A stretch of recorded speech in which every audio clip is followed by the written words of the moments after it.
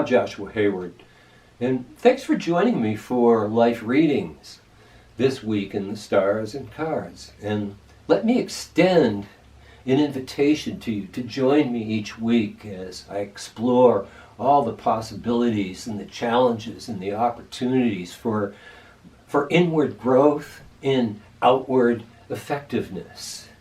And this is brought to you by Breath of Life School in Yellow Springs, Ohio, and many blessings. Enjoy. Are you going to follow your star this holiday season? And yes, we're approaching the final parts of the holiday season, having left Thanksgiving behind, having left a couple of eclipses behind.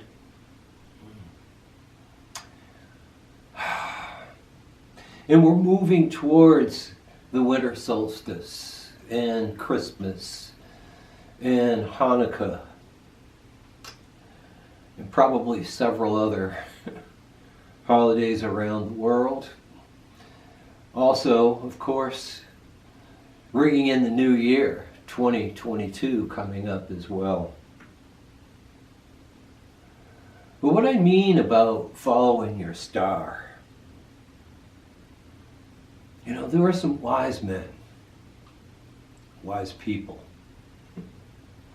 back a long time ago who got word from their channelings, got word from their psychic, venerable connection with the cosmos, with God. They heard about this star, and they found that star, and they followed that star. And here we are, over 2,000 years later, and we're still awakening to what that star began to reveal to us. And the Christ, throughout his 33 years on the planet Earth here, continually pointed to us, calling us out to make sacrifices, to become more connected directly to God through these holy energies. So,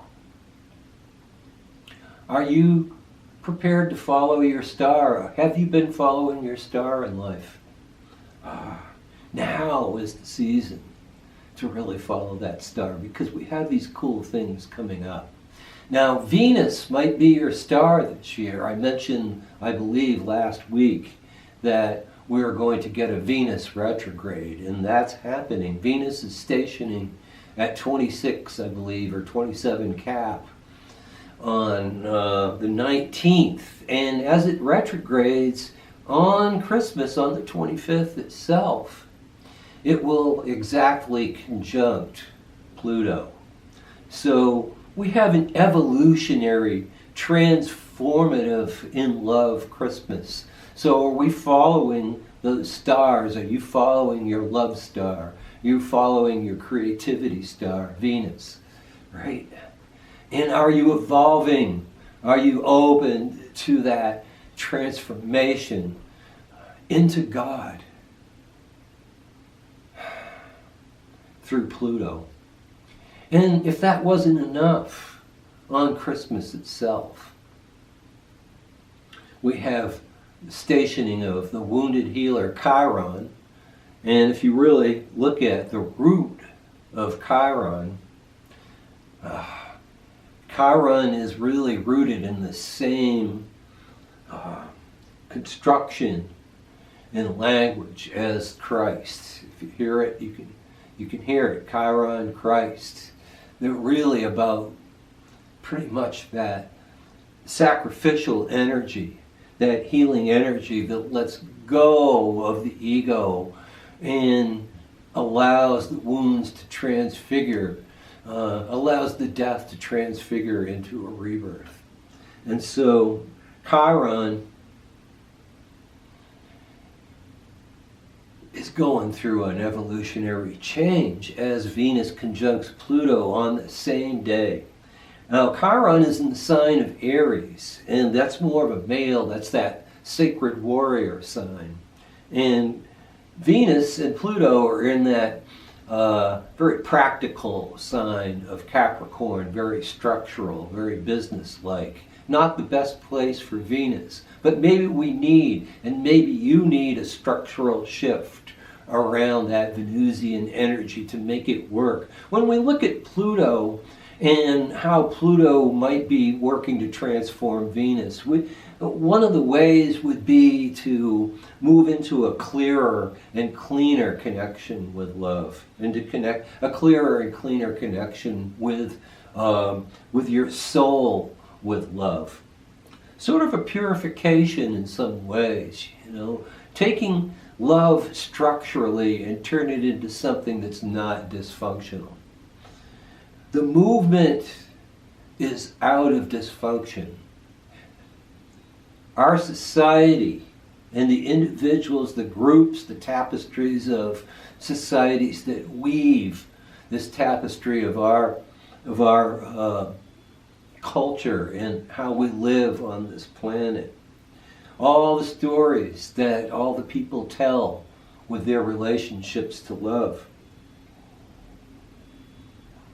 We find that dysfunction rules. That's why we have an incredibly dysfunctional country, this government, the whole world, incredibly dysfunctional.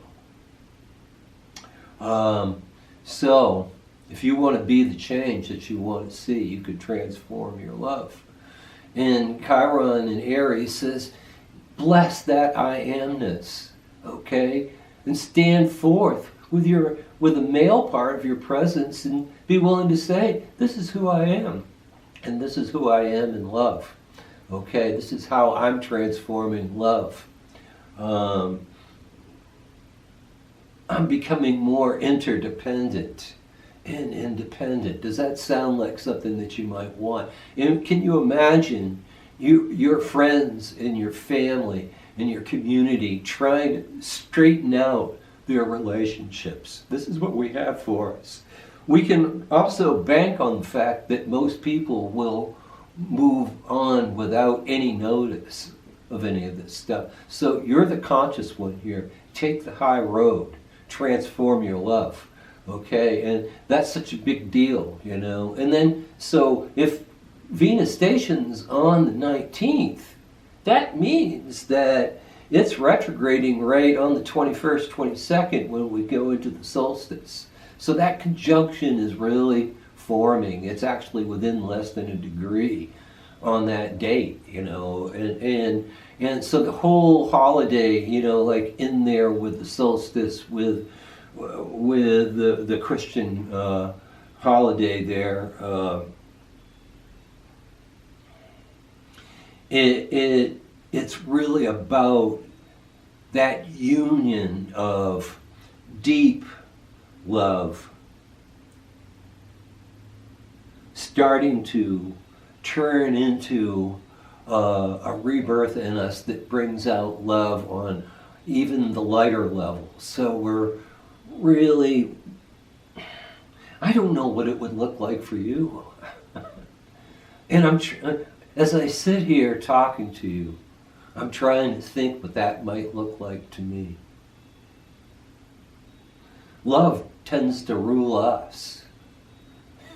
It tends to jerk us around in all these directions. But it's basically because we don't really understand that it's God's love that's at the center of everything. All of other relationships are secondary to that. And in fact, every relationship that we have is a relationship with God, a reflection of some sort. So taking that into your awareness as you head into these holidays. I'm not talking about any other I'm not going to address any of the other small astrological planetary things that are going on right now. That's simply it. That's all I want to talk about, and at least through these next 2 or 3 weeks. Okay, so let's move right into the cards.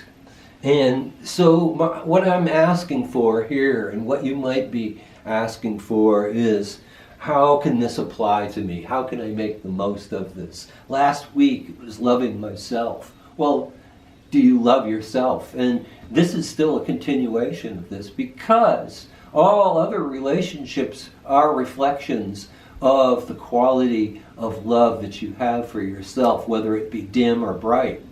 Okay? And we want that to be bright. We want our love to shine, don't we? Okay, all the songs talk about it, you know.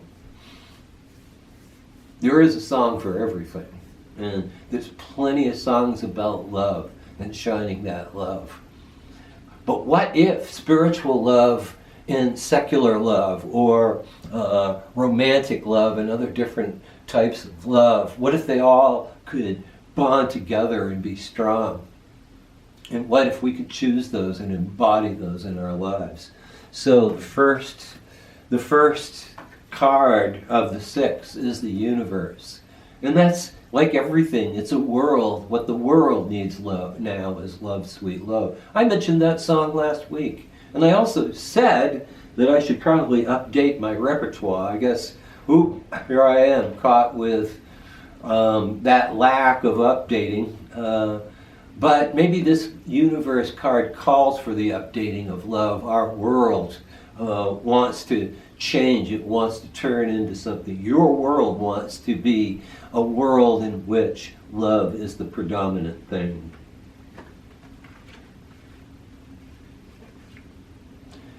Next card is a very Plutonian card. It's the Death card. So it really is about dying and being reborn. And in fact, here's the death of the Christ and the rebirth of the Christ too.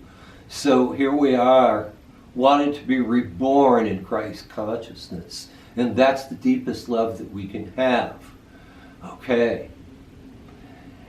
And it's not the love that a lot of the... I got to be a little bit critical here, because Christ talked about the Pharisees and how love and how God and how everything had gotten pretty superficial and had gotten to a point of where the Pharisees were ruling and saying that behavior and achievement and accomplishments and producing was really what you had to do in order to achieve God's love. Jesus came to say, no more. And during this season, it's good to listen to that, but it's good to listen to your heart right now. What do you need to do to transform your love?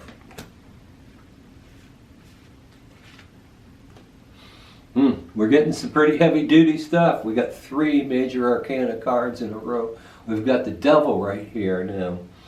And we did have that Saturn conjunction to Pluto, which gifted us with COVID-19 and the world situation shifting. And so that would be that Death card conjunct Saturn card. But now we're at a new phase with it where maybe we can change the structure of things now. We're being trapped inside of a shell of what love could be. And this card is wanting you to awaken your third eye right here on the goat, right here. And that brings the awareness that we're of our limitations, of your limitations. And so don't be trapped in that. You know? Don't be thinking that your words and your actions don't have implications. Other people can be hurt. And what does that say about your love? Okay, these are some of the things that I wanted to mention about the Devil card. Now let's go to the next card. And This is the card called Victory. It's the Six of Wands, and it's in the heart. So it says if you move into your heart, you get into the heart centered. Right here. Sixes are kind of about that. They tend to happen in the heart. And Jupiter's in the sign of Leo in this card here. So it is that expansiveness in the philosophy of being in your heart and letting your heart be very big for yourself and for others, for the world. That's how you can break down the limitations that the Devil card was talking about. It also says that victory really is possible. We can love beyond what our minds have been programmed for this incredible lack of love. During this solstice, during this Christmas, during this holiday season, we can victoriously open up our hearts and let Christ consciousness be our guide with that. Okay, so a couple more cards here. And gain, okay. There's this card a lot of times pertains to finance and money and stuff like that. So this is saying that, maybe it's a good time to make some shifts on the business end too, because we're talking about Venus in Capricorn, conjunct Pluto in Capricorn. So business, Capricorn rules business. So money, and this is possibly a good time in your entrepreneurial endeavors. But I think what it really means mostly is that it's gainful to really move into that heart space and to remove the limitations, opening that heart up, even if it's raw, even if you've got grief, even if you've got some feelings that you don't want to feel. If you feel them and allow yourself to be vulnerable and feel those things, you can be victorious and you can be very gainful. And so let's look at one more card. And that is the Emperor card. And that pertains to empowerment. And that really, with Aries ruling this major arcana card, it pertains back to the Chiron station and that sacred warrior. And this is what the sacred warrior does.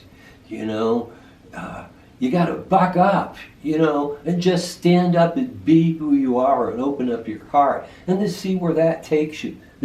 It can be victorious. It can be very, very gainful. So I will be talking about this in the next couple of episodes, and how this emerges. And I'll take a look at what's going on in the news maybe a little bit. That might give us some kind of sign about how things are going too. But I would like to just say, let this happen within you. Let the outer world, the magic mirror of reflection, kind of be your guide in terms of how much you are opening yourself up to life. Okay? And so once again, and that would be your empowerment. That's the Emperor. So, okay, this is Joshua Hayward saying to you that as you do all of this, opening this love stuff, seek the divine in all your actions and all your thoughts.